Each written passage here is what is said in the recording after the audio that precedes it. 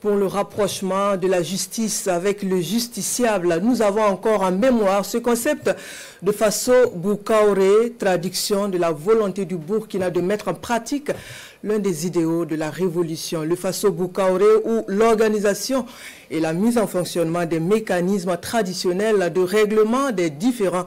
C'est le tout dernier Conseil des ministres en date qui remet le concept au goût du jour. Les explications du ministre en charge de la justice dans ce résumé de Sékou Zongo. Le Faso Boukaoré a été trouvé pour la dénomination de la loi. Le retour aux sources et aux valeurs endogènes, plus que jamais, est une réalité au Burkina Faso.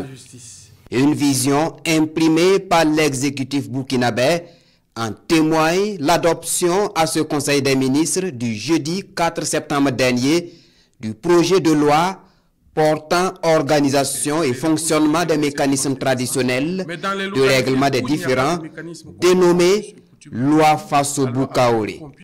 Une décision souveraine qui répond à un double besoin, se conformer à la Constitution révisée le 29 octobre 2024, mais surtout reconnaître officiellement les mécanismes de régulation sociale. De toutes les études que nous avions faites au niveau du ministère de la Justice, il s'avère que seulement entre 4 et 5% du contentieux social vient devant les juridictions classiques.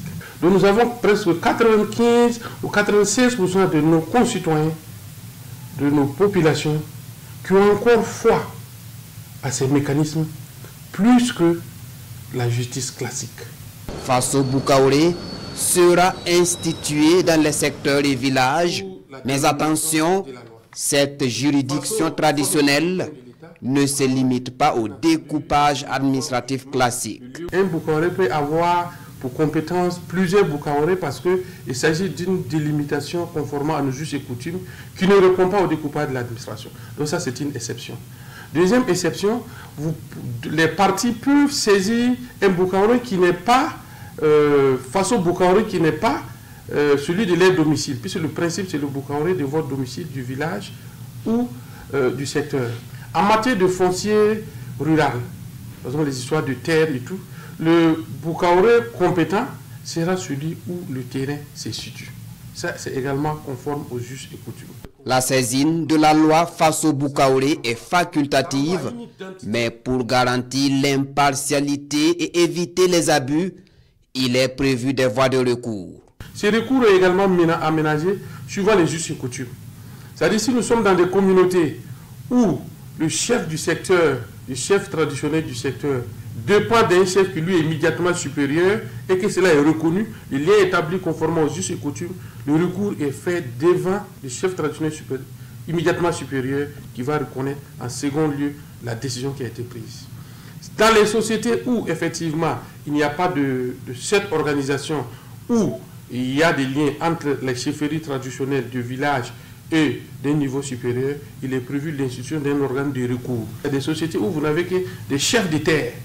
Voilà, les chefs de terre qui n'ont pas de supérieur hiérarchique, et à ce niveau va intervenir un juge de paix. Ce juge de paix qui va assister avec d'autres personnes en collégialité pour connaître les décisions qui ont été rendues en premier ressort.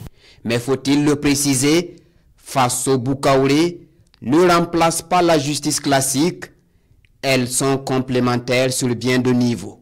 D'abord, en matière pénale, le Faso Boukaoré ne peut se saisir d'un dossier pareil sans en aviser au préalable le procureur du Faso compétent. Et le procureur du Faso compétent regarde, il constate que le Faso Boukaoré est compétent effectivement pour régler le problème et que le règlement effectivement ne va pas laisser subsister un quelconque trouble à l'ordre public. Il laisse les parties aller devant le Faso Boukaoré pour effectivement régler leurs problèmes. Bien entendu, la justice étant un secteur régalien de l'État, une décision flagrante d'un Faso Boukaoré teintée de partialité oblige la justice classique d'intervenir pour corriger l'impair. Mais que valent les décisions rendues par Faso Boukaoré? Eh bien, il ne faut pas se tromper. Ces décisions ont une valeur juridique incontestable. Dès que la décision est signée par les membres de Faso Boukaoré. C'est une décision de justice. Et l'État reconnaît cette décision.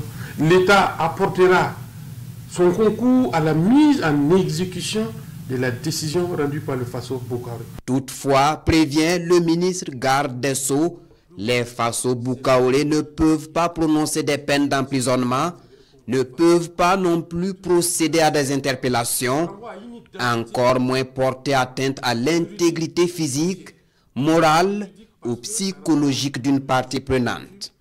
En outre, il n'est prévu aucune rémunération pour les membres de Faso Boukaoré. Ils ne sont donc pas autorisés à percevoir des frais de quelque nature que ce soit, précise le ministre Edaso Rodrigue Bayala. Enfin, ce mécanisme de règlement des différends sur la base de mécanismes traditionnels a compétence sur l'ensemble des secteurs de la vie, excepté le volet administratif.